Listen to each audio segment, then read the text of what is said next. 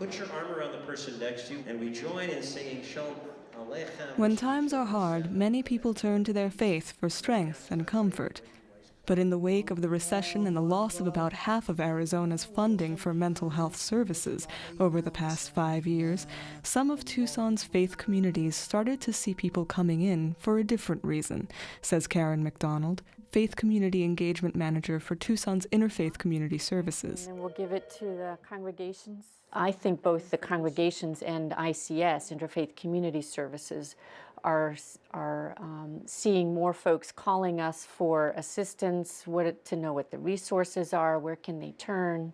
The shift has left many faith leaders at a loss. What did you do to our health advocacy? Probably the most poignant interaction we had with a faith leader about a year or so ago, before we started this whole effort, was when a second person in their congregation took their own life. And he said to us, "What are we not doing?" Faith communities have always played a role in mental health. National surveys have consistently shown that more people turn to their clergy when they experience a mental health issue than to psychiatrists or doctors. But the clergy may not always know how to respond. McDonald saw a growing desire among Southern Arizona's faith leaders to learn more about mental illness, and she felt compelled to help. Churches and synagogues. She started by organizing the state's first conference on faith communities and mental illness in April 2012. It sold out, packing its venue with more than 450 people eager for answers. So for some people of faith, to have a mental illness, first of all, is a thing of shame, and so it's just not talked about. And so that's probably the biggest challenge, and probably not just in the faith community, is starting to break that silence and remove the shame around that and the guilt around that. The demand to break that silence hasn't abated. ICS continues to hold forums on mental health topics and offers a mental illness resource kit for any faith community that asks for one. For McDonald, who is herself an ordained minister, fighting the stigma that surrounds mental illness is part of being true to her faith. For me, it's imperative that communities and people of faith be who they say they are. And that is a place of compassion and support and growth for anybody who would come. The originators of all of our faiths teach us that. Will you seek to honor God? The push to make faith communities more aware of mental health issues and more welcoming to those who live with them isn't just coming from faith leaders. It's also growing out of the congregations themselves. At St. Andrew's Presbyterian Church, church member Karen Andrews is bringing bipolar disorder out of the shadows. The stigma can only be broken with knowledge and with compassion, and that's what's happening here at St. Andrew's Church.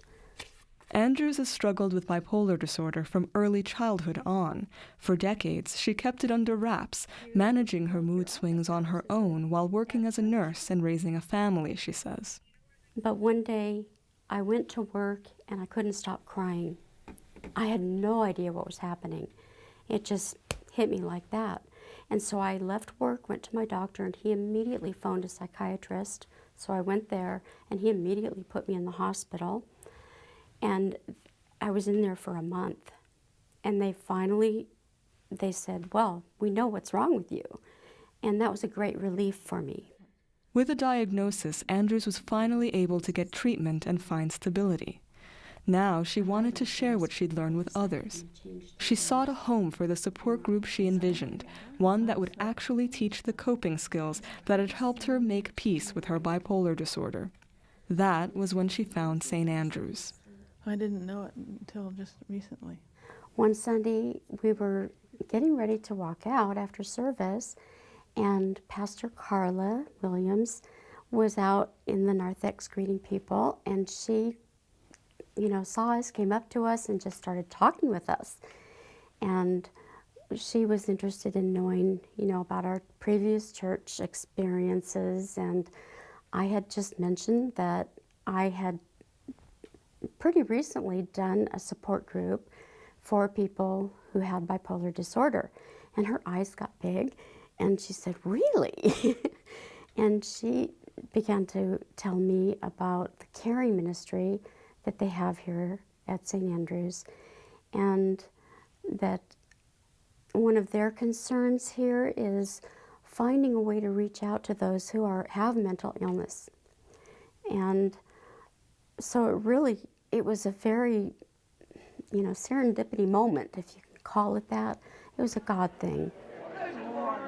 The 11-week course is now in its second year, and interest in it is growing. St. Andrew's pastor Carla Williams says the program has become a way for the church to reach out and better serve the community. It raised our awareness that we really are a place where people come looking for comfort. I'm sure they're looking for hope. Often mental illnesses drive people into hopelessness, despair, and suicide. And the gospel is the gospel of hope. Hope is now Karen Andrews' mission. She was crossing down in the desert. We have genetic mistakes all the time. That's what bipolar happens to be. But God loves us unconditionally, and that's how He wants us to love each other and care for one another. Whenever we see somebody who has a mental illness, we have a special calling to reach out, because they are God's children, just as I am, just as you are. To answer that calling, she says, is the greatest expression of faith.